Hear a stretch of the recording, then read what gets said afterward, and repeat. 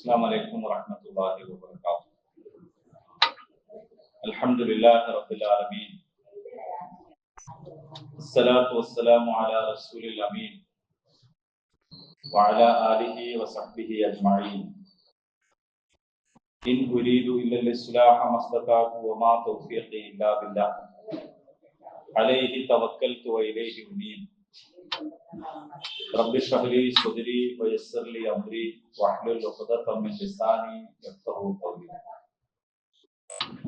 أعوذ بالله من الشيطان الرجيم.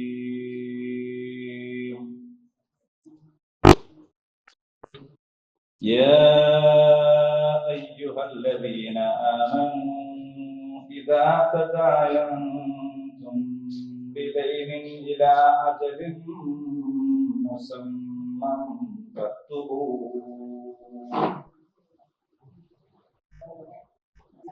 وليكتب بينكم كاتب بالعدل ولا يأب كاتب أن يكتب كما علمه الله فليكتب وليملل الذي عليه الحق وليتق الله ربه ولا يبخس منه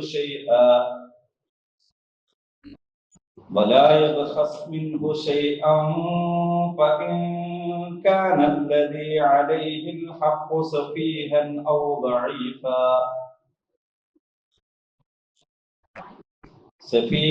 أو ضعيفا أو لا يستطيع أن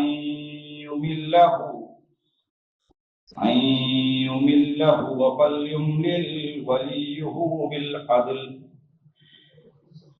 واستشهدوا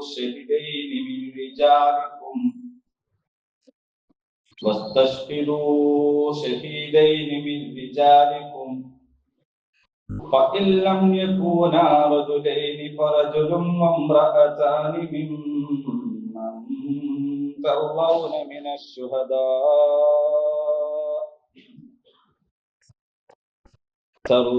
من الشهداء أن تضل إحداهما فتذكر إحداهما الأخرى ولا يأبى الشهداء إذا ما دعوا ولا تسأموا أن تكتبوه صغيرا أو كبيرا إلى أجله ذلكم أقسط عند الله وأقوم للشهادة وأدنى ألا ترتابوا إلا أن تكون تجارة حاضرة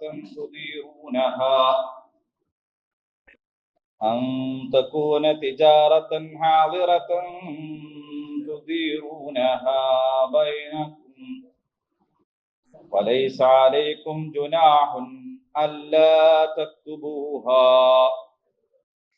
واشهدوا إذا تبايعتم ولا يضار كاتب ولا شهيد وإن تفعلوا فإنه فسوق بكم واتقوا الله ويعلمكم الله والله بكل شيء عليم.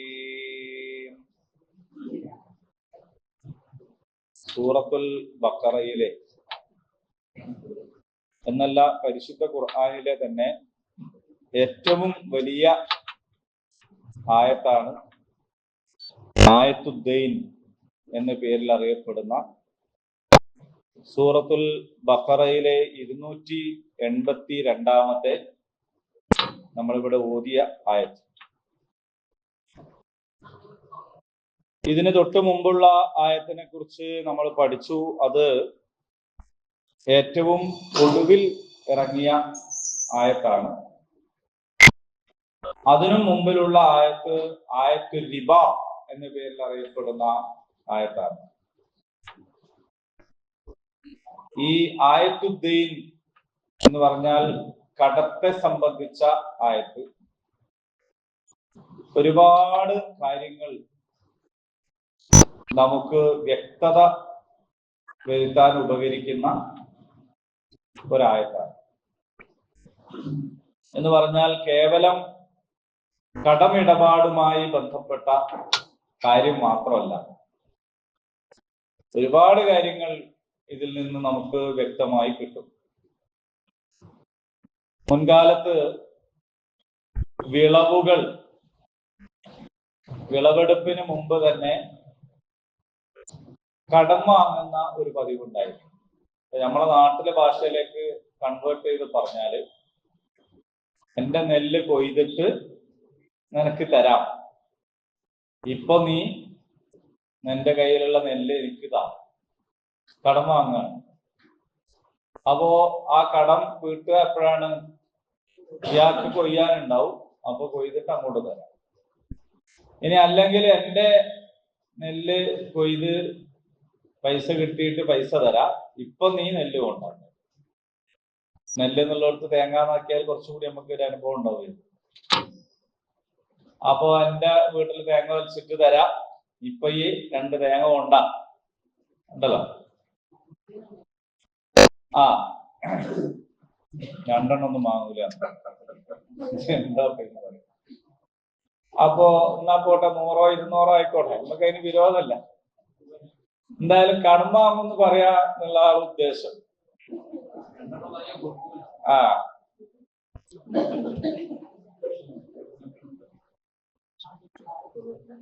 ഇതിൽ എനിക്കുള്ളൊരു പാഠം കരുതിയേ പറയാവൂ.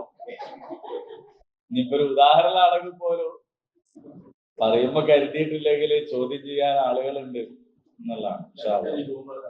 അതെ.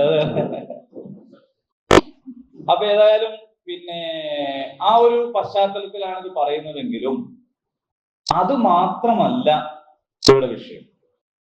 അങ്ങനെയാണെങ്കിൽ ആ ഒരു കാര്യം മാത്രം പറഞ്ഞ് അവസാനിപ്പിക്കാമല്ലോ. ഇത് മൊത്തം കടമിടപാടിനെ സംബന്ധിച്ചും ബാങ്കിങ് സിസ്റ്റത്തെ സംബന്ധിച്ചും ഉള്ള ഒരു ആയത്താണ്. സാധാരണ നമുക്ക് മതഗ്രന്ഥങ്ങളോടുള്ള നമ്മുടെ ധാരണകളെ തിരുത്തുന്നത് കൂടിയാണ് ഈ ഒരു ആയത്ത്. കാരണം എന്താന്ന് ചോദിച്ചാൽ, സാധാരണ മതം എന്ന് പറയുമ്പോൾ നമ്മൾ മനസ്സിലാക്കുന്ന ആത്മീയമായ ആരാധനാപരമായ കാര്യങ്ങളുണ്ട്. അതിനിടയിൽ എപ്പോഴോ ഒരു സൽക്കർമ്മത്തെ കുറിച്ചൊക്കെ പറഞ്ഞു പോകുന്ന ഒരു രീതി, അനാഥകളെ നോക്കണം കേട്ടോ, അല്ലെങ്കിൽ ധർമ്മം കൊടുക്കണം കേട്ടോ എന്നൊക്കെ പറഞ്ഞങ്ങ് പോകുന്ന ഒരു രീതി, അങ്ങനെയൊക്കെയാണ് സാധാരണ മതങ്ങളിൽ നിന്ന് കാണാറുള്ളത്. പക്ഷെ ഇവിടെ അങ്ങനെയല്ല.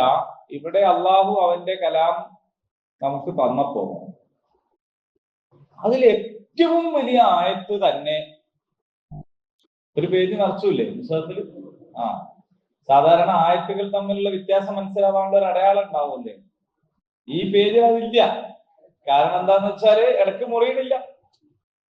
അപ്പൊ വലിയൊരായത്ത്, ഒരു പേജ് നിറച്ചുള്ള ഒരായത്ത് ഒറ്റ ശാസ്ത്രത്തിൽ ചെല്ലാൻ കഴിയില്ല. ഈ ആയത്ത് അള്ളാഹുവിനെ കുറിച്ച് അല്ല, അള്ളാഹുവിന്റെ ഗുണനാമ വിശേഷണങ്ങളെ കുറിച്ചല്ല, അള്ളാഹുവിന്റെ അധികാരത്തെ സംബന്ധിച്ചല്ല, അവനെ പുകഴ്ത്തുന്നതിനെ കുറിച്ചല്ല, അവനെ പുകഴ്ത്താൻ ആവശ്യപ്പെട്ടുകൊണ്ടുമല്ല, നബി സല്ലല്ലാഹു അലൈഹി വസല്ലമയുടെ പേരിൽ സ്വലാത്ത് ചെല്ലാനല്ല, നമസ്കാരത്തെ കുറിച്ചോ നോമ്പിനെ കുറിച്ചോ സക്കാത്തിനെ കുറിച്ച് പോലുമോ അല്ല. ഒരു സക്കാത്ത് തന്നെ പറയണില്ല, ഹജ്ജോ ഉംറയോ ഒന്നുമില്ല, ദിക്ർ ദുആ സ്വലാത്ത് സലാമുകളൊന്നുമില്ല. ഈ ആയത്ത്, ഏറ്റവും വലിയ ആയത്ത്, ഇത് മൊത്തം പറയുന്നത് ഇടപാടിനെ കുറിച്ചാണ്. അപ്പൊ ഇത്രത്തോളൊക്കെ പ്രാധാന്യം ഉണ്ട് ഇടപാടിന്. ഇതിൽ നിന്ന് മനസ്സിലാക്കാവുന്ന ഒരുപാട് പാഠങ്ങളിൽ ഒന്ന് അതാണ്. നമ്മുടെ നമസ്കാരവും ദിക്റും ദുആയും സ്വലാത്തും ഒക്കെ നേരെ ആയാലും നമ്മുടെ ഇടപാട് നേരെയായിട്ടില്ല എങ്കിൽ നമ്മൾ നേരെയായി എന്ന് പറയാൻ കഴിയില്ല, ഖുർആൻ അനുസരിച്ചായി എന്ന് പറയാൻ കഴിയില്ല. അപ്പോൾ ഇടപാടുകളിലെ സൂക്ഷ്മത എന്ന് പറയുന്നത് എത്രത്തോളം നമ്മുടെ ലൈഫിൽ പ്രധാനമാണ് എന്ന് പഠിപ്പിച്ചിരുന്നു ആയത്തിന്റെയും യാ അയ്യുഹല്ലദീന ആമനൂ എന്ന് പറഞ്ഞിട്ടാണ് ഇത് തുടങ്ങുന്നത്. അല്ലയോ മുഅ്മിനീങ്ങൾ എന്ന് പറഞ്ഞാൽ ഒരു സാരോപദേശം എന്ന നിലയ്ക്ക് അവിടെ ഇങ്ങനെ കിടന്നോട്ടെ എന്ന് വിചാരിച്ച് പറഞ്ഞതല്ല. കുറെ കാര്യങ്ങളൊക്കെ പറയുന്നുണ്ട് അതിന്റെ കൂടുതൽ എന്നല്ല. മുഅ്മിനീങ്ങളെ എന്ന വിളിക്ക് വളരെ പ്രത്യേകത ഉണ്ട്. അള്ളാഹു റബ്ബുൽ ഇസ്സത്തുമായിട്ട് കരാറിൽ ഏർപ്പെട്ടവരാണ് മുഅ്മിനീങ്ങൾ.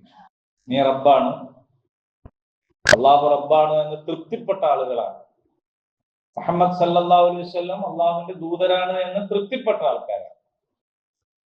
പരിശുദ്ധ ഇസ്ലാം അള്ളാഹുവിന്റെ ദീനാണ് എന്ന് തൃപ്തിപ്പെട്ട ആൾക്കാരാണ്. അങ്ങനെ റിള ഉള്ള, തൃപ്തിയുള്ള, അതുകൊണ്ട് അള്ളാഹുവിനോട് കരാറിൽ ഏർപ്പെട്ട ആൾക്കാരെയാണ് മുഅ്മിൻ എന്ന് പറയുന്നത്. അങ്ങനെയുള്ള മുഅ്മിനീങ്ങളെ വിളിച്ചുകൊണ്ട് പറയുന്ന കാര്യമാണ് എന്നതുകൊണ്ട് ഇത് കുറച്ചുകൂടി ഗൗരവപ്പെട്ട ഒരു സംഗതിയാണ്. നമ്മൾ സാധാരണ പറയാറുണ്ട് ഇസ്ലാം ശാന്തിയാണ്, സമാധാനമാണെന്നൊക്കെ. അതെങ്ങനെയാന്ന് പലപ്പോഴും നമുക്ക് ഓർമ്മ ഉണ്ടാവില്ല.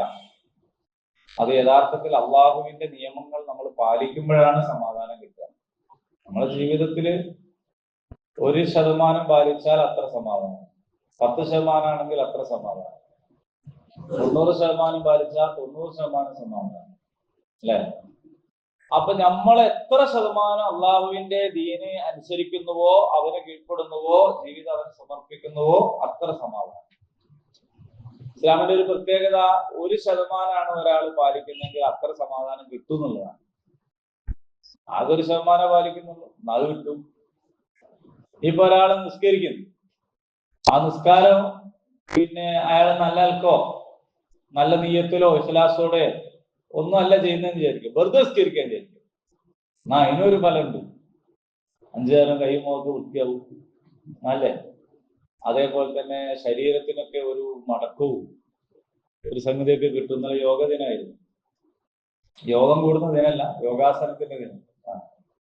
അപ്പോ ശരീരത്തിന് അതിൻ്റെതായ ഗുണം ഉണ്ടാവും. ഒരാൾ നോമ്പ് നല്ല നീയത്തൊന്നും അല്ലാണ്ട് നോമ്പ് വെച്ച് വിചാരിക്കുക, എന്നാൽ തന്നെ ഒരു ഫാസ്റ്റിങ്ങിന്റെ ഒരു ഗുണം അതിനുണ്ടാവും.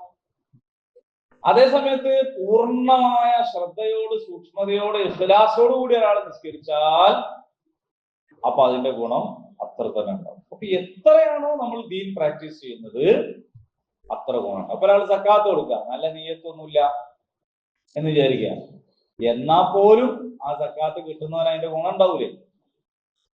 ഉണ്ടാവും. കൊടുക്കണവനും ഗുണം ഉണ്ടാവും, കാരണം നല്ല സക്കാത്ത് കൊടുക്കണമെന്ന് അറിയപ്പെടും. അപ്പൊ സമൂഹത്തിൽ അതിൻ്റെതായ ഒരു ഗുണം ഉണ്ടാവും. അപ്പൊ എത്ര, ഞാൻ പറയുന്നത് ഇതൊക്കെ അതിന്റെ പൂർണ്ണതയിൽ ചെയ്യണം, ഇഖ്ലാസോട് കൂടി ചെയ്യണം, നല്ല നീയത്തിൽ ചെയ്യണം. പക്ഷെ ഇനി അഥവാ എത്ര കുറച്ചാണോ ചെയ്യുന്നത് ആ കുറച്ചിലും എന്തുണ്ടാവും, അതിന്റെ ഗുണമുണ്ടാവും. ഇപ്പൊ ഇവിടെ യഥാർത്ഥത്തിൽ സാമ്പത്തിക ഇടപാട് എന്നാണ് പറയുന്നതെങ്കിലും മനുഷ്യബന്ധങ്ങളുടെ ഉറപ്പിന് വേണ്ടിയിട്ടുള്ള ഒരു നിയമമാണ് ഇവിടെ പറയുന്നത്.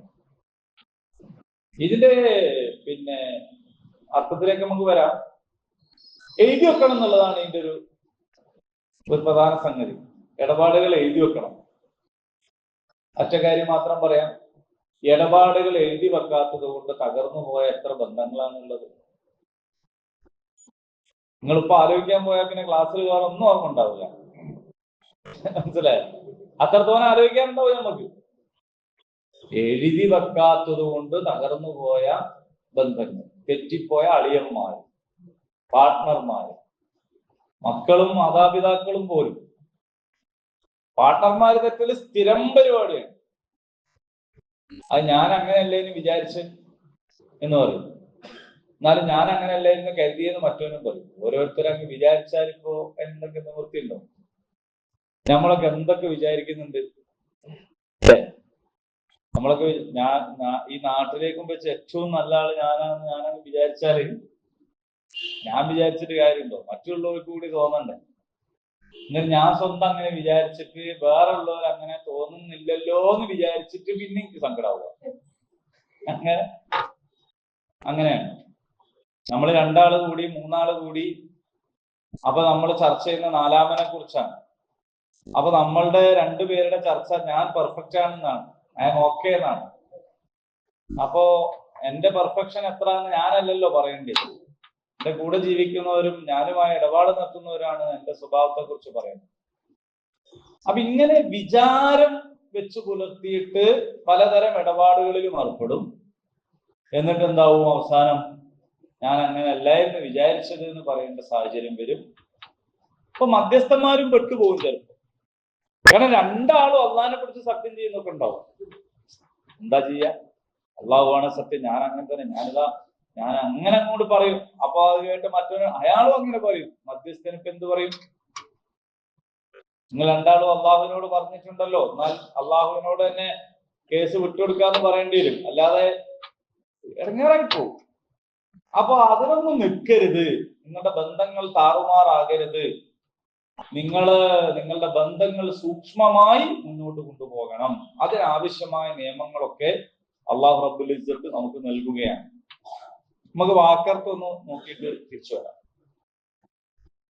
യാ അയ്യുഹല്ലദീന ആമനു, അലയോ മുഅ്മിനീങ്ങളെ, ഇദാ തദായൻതും, തദായന കടമിടപാട് നടത്തുക, അങ്ങോട്ടും ഇങ്ങോട്ടും പരസ്പര ഇടപാട് നടത്തുന്നതിനാണ് പറയാ.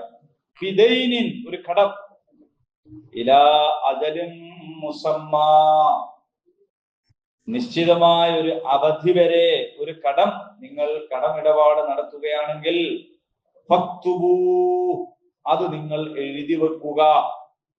വൽയക്തുബ്, എഴുതി വെക്കണം, ബൈനക്കും, നിങ്ങൾക്കിടയിൽ, കാത്തിബുൻ, എഴുത്തുകാരൻ, ബിൽ അദൽ, നീതിപൂർവം, വലാ യഅബ, വിസമ്മതിക്കരുത്, സമ്മതിക്കൂല എന്ന് പറയരുത്. കാത്തിബുൻ, എഴുത്തുകാരൻ, അൻ യക്തുബ, എഴുതാൻ, കമാ അല്ലമല്ലാഹ്, അല്ലാഹു പഠിപ്പിച്ച പോലെ. വൽ യക്തുബ്, അവൻ എഴുതണം. വൽ യുംലിലി, പറഞ്ഞു കൊടുക്കണം. അല്ലദീ അലൈഹിൽ ഹഖ്, ബാധ്യതപ്പെട്ടവൻ അഥവാ അധമർണൻ. വൽ യത്തഖില്ലാഹ റബ്ബഹു, അവൻ തന്റെ നാഥനായ അള്ളാഹുവിനെ സൂക്ഷിക്കട്ടെ. വലാ യബ്ഖസ്, അവൻ കുറവ് വരുത്തരുത്. മിൻഹു, അതിൽ ഷൈഅൻ, ഒന്നും. ഫഇൻ കാനല്ലദീ അലൈഹിൽ ഹഖ്, ഇനി അധമർണൻ ആണെങ്കിൽ, സഫീഹൻ, മൂഢനാണെങ്കിൽ, ഔ ദഈഫ, ദുർബലനാണെങ്കിൽ, ഔ ലാ യസ്തതിഉ, അല്ലെങ്കിൽ അവന് കഴിയാതെ വന്നാൽ, അയുമില്ല ഹുവ, സ്വയം പറഞ്ഞു കൊടുക്കാൻ, ഫൽയുംലിൽ, പറഞ്ഞു കൊടുക്കണം, വലിയുഹു, അവന്റെ വലിയ, ബിൽ അദൽ, നീതിപൂർവം. വസ്തശ്ഹിദൂ, നിങ്ങൾ സാക്ഷി നിർത്തുക, ഷഹീദൈൻ, രണ്ട് സാക്ഷികളെ, മിൻ റിജാലിക്കും, നിങ്ങളുടെ പുരുഷന്മാരിൽ നിന്ന്, ഫഇല്ലം യകൂന, അങ്ങനെ രണ്ടാളെ കിട്ടിയിട്ടില്ലെങ്കിൽ, റജുലൈൻ, രണ്ട് പുരുഷന്മാരെ കിട്ടിയിട്ടില്ലെങ്കിൽ, ഫറജുലുൻ, അപ്പോൾ ഒരു പുരുഷനും, വംറഅതാൻ, രണ്ട് സ്ത്രീകളും, മിമ്മൻ സർവോ, നിങ്ങൾ ഇഷ്ടപ്പെടുന്ന, നിങ്ങൾക്ക് ബോധിച്ച, മിനശ്ശുഹദാ, സാക്ഷികളിൽ നിന്ന്, അൻതദില്ല ഇഹ്ദാഹുമാ, അവരിൽ ഒരാൾക്ക് മറന്നാൽ അല്ലെങ്കിൽ പഴച്ചാൽ, തെറ്റിപ്പോയാൽ, ഫതുദക്കിറ ഇഹ്ദാഹുമാ, മറ്റേ ആള് ഓർമ്മിപ്പിക്കാനാണ്, അൽ ഉഖ്റ, മറ്റോളെ ഓർമ്മിപ്പിക്കാനാണ്.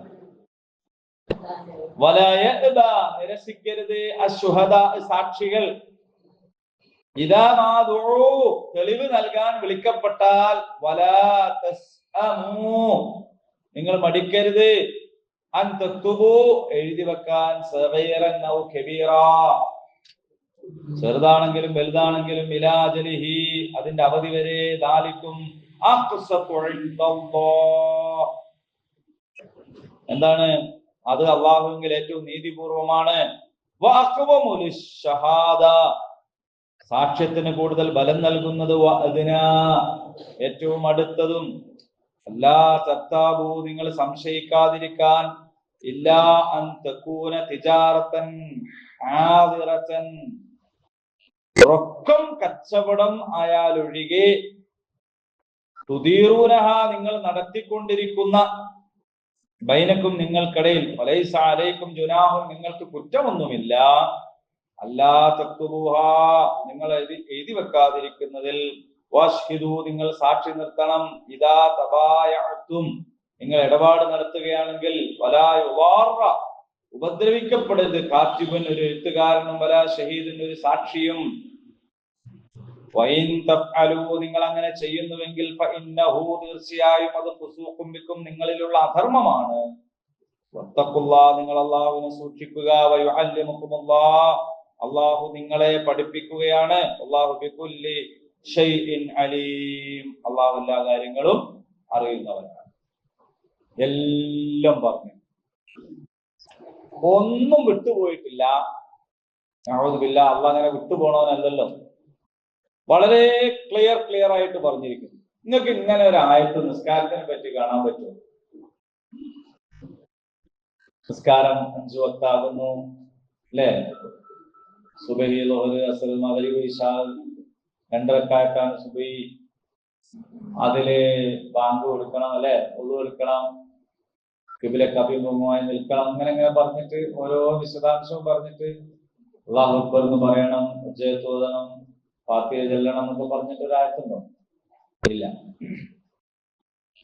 അതേ സമയത്ത് ഇടപാട് നടത്തുന്നിടത്ത് ഇങ്ങനെ പറഞ്ഞുതരാം ഓരോന്നും പറഞ്ഞുതരാം കാരണം എന്താന്ന് ചോദിച്ചാൽ ഒരാൾ മുഅ്മിനാവാൻ തീരുമാനിച്ചാല് നിസ്കരിക്കണം എന്ന് തീരുമാനിച്ചാല് സുന്നത്ത് നോക്കി നബി സല്ലല്ലാഹു അലൈഹി വസല്ലം എങ്ങനെ നിസ്കരിച്ചു അത് നോക്കി ഒന്ന് നിസ്കരിച്ചോളൂ അതിലും സൂക്ഷ്മത കാണിക്കും അതന്നെ കാണിക്കുന്നുണ്ടല്ലോ അതേസമയം ഇടപാട് അങ്ങനെ പോയി തേടി പിടിച്ചൊന്നും എന്ത് ചെയ്തില്ല നോക്കുക അള്ളാഹു അത് ഓരോ പോയിന്റ് ബൈ പോയിന്റ് ആയിട്ട് പറഞ്ഞുതരാം ഓരോ പോയിന്റും പറഞ്ഞുതരാം നിങ്ങൾ ഇങ്ങനെ ചെയ്യണം അങ്ങനെ ചെയ്യണം ഇനി അതില്ലെങ്കിൽ ഇങ്ങനെ ചെയ്യണം എന്ന് പറഞ്ഞു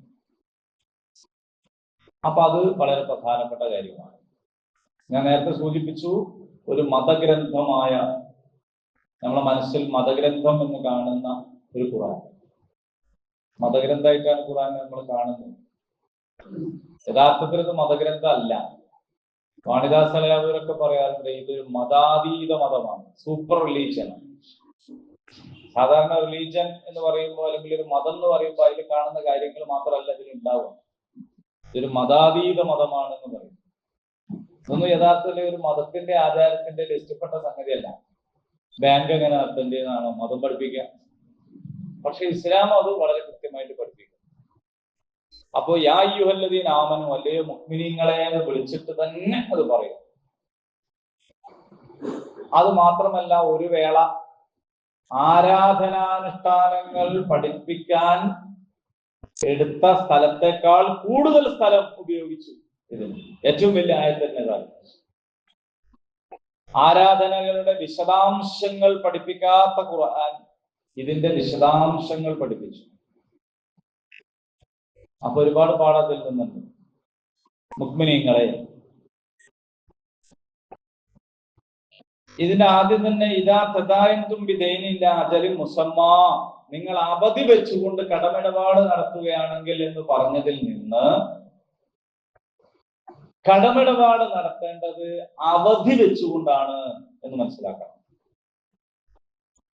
അവധി വെച്ചുകൊണ്ടാണ് കടമിടപാട് നടത്തുന്നത് എനിക്കൊരു 2.5 ലക്ഷം ഉറുപ്പിക വേണം ആയിക്കോട്ടെ വൈകുന്നേരം അങ്ങോട്ട് വന്നു 2 ലക്ഷം വാങ്ങിപ്പോയി എപ്പാ തരാന്നും പറഞ്ഞില്ല എപ്പാ തരണ്ടേന്നും പറഞ്ഞില്ല രണ്ടാളും പിരിഞ്ഞു കുറച്ചു ദിവസം കഴിഞ്ഞ് നോക്കുമ്പോ ഇയാള് ചോദിച്ചു അല്ല നീ വാങ്ങി 2.5 അല്ല അത് വാങ്ങിയിട്ടല്ലേ ഉള്ളൂ ഞാൻ വിചാരിച്ചു ഈ വേഗം തരും എന്നാ ഞാൻ വിചാരിച്ച എനിക്ക് പെട്ടെന്ന് വേണ്ടി വരൂല രണ്ടാളും വിചാരം അടത്തി അല്ലടോ നിനക്ക് അറിഞ്ഞൂടെ ഞാനത് പുറപ്പണിക്ക് വെച്ച പൈസയാണെന്ന് അല്ലെങ്കിൽ ഞാൻ ബിസിനസ്സുകാരനാണ് റോൾ ചെയ്യുന്നത് സ്ഥലത്ത് ഡെഡായിട്ട് കിടക്കുക എന്ന് പറയുന്നത് എന്നെ സംബന്ധിച്ച് ഭയങ്കര പ്രശ്നമാണ് എനിക്കറിയില്ലേ അല്ല അങ്ങനെയാണ് ഇതൊന്ന് പറയണ്ടേ മറ്റാൾ അപ്പൊ ഇത് എവിടെ എത്തും അപ്പൊ അതുകൊണ്ട് അവധി നിശ്ചയിക്കണം കടം വാങ്ങുക എന്നത് പരമാവധി ഒഴിവാക്കേണ്ടതാണ്. നമ്മൾ കഴിഞ്ഞ ആയത്തിൽ അത് പഠിച്ചു. ആയത്തിലല്ല, ആയത്ത് വിശദീകരിക്കും. കടം കൊടുക്കൽ പുണ്യകർമ്മമാണ്, അതും പഠിച്ചു. കടമിടപാടിൽ പലിശ ഉണ്ടാവാൻ പാടില്ല, ഒട്ടുമേ പാടില്ല. പലിശ പണമായി മാത്രമല്ല, യാതൊരുവിധ പ്രയോജനമായിട്ടും പലിശ ഉണ്ടാവാൻ പാടില്ല, അതും പഠിച്ചു. ശരി, എങ്കിൽ കടമിടപാട് നടത്തുമ്പോൾ എന്ത് ചെയ്യണം? അവധി വെക്കണം. അപ്പൊ ആ അവധി കൃത്യതയുള്ള അവധിയായിരിക്കണം. കൃത്യതയില്ലാത്ത അവധി ഉണ്ട്. അങ്ങനെ എനിക്ക് കഴിയുമ്പം തന്നേക്ക്, ഞാൻ എനിക്ക് കഴിയുമ്പം തരാം, എപ്പാ കഴിയ. ഒരാൾക്ക് എപ്പോഴാ കഴിയാന്നുള്ളത് വേറെ ആൾക്ക് പറയാൻ കഴിയില്ല. നിങ്ങളടുത്ത് പൈസ ഉണ്ടല്ലോ, ആ പൈസ അതിനുള്ളതല്ല, അത് ഞാൻ വേറെ സംഗതിക്ക് വെച്ച. അല്ല, നിങ്ങളിപ്പോ അങ്ങനെയാണെങ്കിൽ മുറ്റത്തൊക്കെ മറ്റേ ഇന്റർലോക്ക് ഒക്കെ വിരിക്കുന്നുണ്ടല്ലോ, അല്ല മുറ്റത്ത് ഇന്റർലോക്ക് വിരിച്ചില്ലെങ്കിൽ ഭയങ്കര പ്രശ്നമല്ലേ? ആൾക്കാർ ഊരുത്തി പോകും, ഭയങ്കര ബുദ്ധിമുട്ടാണ്. അവിടെ എന്നാ വാങ്ങിയ പൈസ കൊടുത്തൂടെ? അല്ല, അത് ഇനി സമയമുണ്ടല്ലോ. അല്ല, ഇപ്പൊ തന്നെ ഇനി പിന്നെ കുറെ കുത്തിപ്പൊളിച്ച് എല്ലാം കൂടി ഫ്ലോറിന്റെ പണിയൊക്കെ എടുക്കണോ? അതെ, ഉമ്മച്ചി നിസ്കരിക്കുമ്പോ പഴയ മൊസൈക്കൊക്കെ അടന്നിട്ട് മുട്ടുകാലിനൊക്കെ കുത്തുകൊള്ളുന്നു. ഉമ്മച്ചി നിസ്കരിക്കുമ്പോ കുത്തുകൊള്ളുന്ന തന്നെ പറയണെന്ന് നിങ്ങൾക്ക് മനസ്സിലായോ? നടന്നു പോകുമ്പോ കുത്തുകൊള്ളുണ്ടെന്ന് പറഞ്ഞാൽ പോലെ. അതിന്റെ അതിന് വേണ്ടിയിട്ടാണ് അത് പറയുന്നത്. അപ്പൊ കഴിവ് എപ്പോഴാണ് എന്നത് ഒരാളെ സംബന്ധിച്ച് പറയാൻ കഴിയില്ല. അപ്പൊ അതുകൊണ്ട് കഴിയുമ്പം തന്നേക്ക്, കഴിയുമ്പം തരാം എന്നതുപോലെയുള്ള അവധികളല്ല. ഇനി നമ്മളെ ബന്ധം കൊണ്ടോ അല്ലെങ്കിൽ അങ്ങനെ ഉണ്ടാവുമല്ലോ, ചിലപ്പോൾ കുടുംബ ബന്ധം കൊണ്ടോ സുഹൃത്ത് ബന്ധം കൊണ്ടോ ഒരാൾക്ക് അവധി നിശ്ചയിക്കാതെ കടമിടപാട് നടത്തുന്നതിന് തെറ്റൊന്നുമില്ല, ഹറാമൊന്നുമില്ല. പക്ഷെ കേസ് ഉണ്ടാവില്ല. ഇസ്ലാമിക കോടതിയിൽ പോയിട്ട് ഓൻ എനിക്ക് തരുന്നില്ല എന്ന് പറയാൻ പറ്റില്ല. കാരണം ഓൻ അവധി ആയിട്ടില്ല. ഓൻ അവധി ആവുമ്പോഴല്ലേ ഓൻ തരിക. അപ്പൊ അങ്ങനെ ഒരാൾ പറയുവാണെങ്കിൽ ഇനി അതിപ്പോ ഈ അങ്ങനെ കണക്കാക്കുന്നു വേണ്ട, ഈ ഉള്ളപ്പോ തന്നാ മതി. അല്ല, ഞാനിത് എപ്പോഴാ തിരിച്ചറിയേണ്ടത് ചോദിക്കുമ്പോ അത് അങ്ങനെ ഈ കണക്കാക്കുന്നു വേണ്ട, ഈ പിന്നെ നിനക്ക് കഴിയുമ്പോൾ തന്നാ മതി എന്നൊരാൾക്ക് പറയുന്നതിന് കുഴപ്പമൊന്നുമില്ല. പക്ഷെ ആ പറഞ്ഞിട്ട് അയാൾ പിന്നെ തരുന്നില്ല എന്നും പറഞ്ഞിട്ട് ആരെടുത്ത് പോയത്? കോടതിന്റെ അടുത്ത് പോയത്. അത് പിന്നെ നിങ്ങൾ തന്നെ എന്തായിക്കോളണം, അങ്ങോട്ടും ഇങ്ങോട്ടും തൃപ്തിപ്പെട്ടേക്കണം. അപ്പൊ പരാതി പറയണമെങ്കിൽ, ഒരു കാര്യം ഉന്നയിക്കണമെങ്കിൽ അതിന് കൃത്യതയുള്ള അവധി ഉണ്ടാവും. അപ്പൊ 2 കൊല്ലോ 3 കൊല്ലോ 4 കൊല്ലോ 5 കൊല്ലോ ഒക്കെ പറയാം. അത് രണ്ടു കൂട്ടർക്ക് സമ്മതമാണെന്ന് മാത്രം. ഇനി അങ്ങനെ നിശ്ചിതമായ അവധി വെച്ച്, അത് പൈസയാവാം, സാധനങ്ങളാവാം. പറഞ്ഞ മാതിരി 100 തേങ്ങയാണെങ്കിൽ ആ 100 എണ്ണം കുറയ്ക്കേണ്ട വിചാരിച്ച 100 തേങ്ങ 100 തേങ്ങ ഇത്രാം തീയതി തരാന്ന് പറയണം. അങ്ങനെയാണ് പറയേണ്ടത്. അപ്പോ ഇല്ലെങ്കിൽ നിങ്ങൾക്ക് അവധി എന്ത് ചെയ്യാം? നീട്ടുക ചെയ്യാം. അവധി നീട്ടി വാങ്ങാം, നീട്ടി കൊടുക്കണം എന്നാണല്ലോ നേരത്തെ താഴത്ത് പറഞ്ഞേ. ആരെങ്കിലും നിങ്ങളോട് കടം ചോദിച്ചിട്ട് ഓൾക്ക് തരാൻ കഴിയാതെ വന്നൊക്കെ ആണെങ്കിൽ നീട്ടിക്കൊടുക്കണം, നീട്ടിക്കൊടുക്കുകയൊക്കെ ചെയ്യാം. അത് ഏറ്റവും നല്ല ഗുണമാണ്. ഇനി അതിനേക്കാൾ ഗുണമാണ് എന്ത്? അത് വേണ്ട, സാറില്ലടാ, അഞ്ഞു പോയിക്കോ, സാറില്ല, ഞാനിപ്പോ അതിപ്പോ ഈ കടം പോയിട്ടില്ലെങ്കിലും എനിക്ക് ബുദ്ധിമുട്ടൊന്നുമില്ല, നീ ഇപ്പൊ പ്രയാസപ്പെടണ്ട, ഈ എടുത്തോ എന്നൊക്കെ പറയാം. ചില ആളുകൾ മുറിഞ്ഞി പറയൂല, അടന്നോട്ടെ എന്ന് പറയും. അടന്നോട്ടെ എന്നാകുമ്പോ എന്താ? കടത്തിന് മാത്രമല്ല കേട്ടോ, ഇത് എല്ലാ ഇടപാടുകൾക്കും ബാധകമാണ്. ചിലപ്പോ പീഡിയക്കാര് പറയും 10 റുപ്യ അടന്നോട്ടെ, അടന്നോട്ടെ എന്ന് പറയരുത്, ആ വേണ്ടാന്ന് പറഞ്ഞേക്കണം.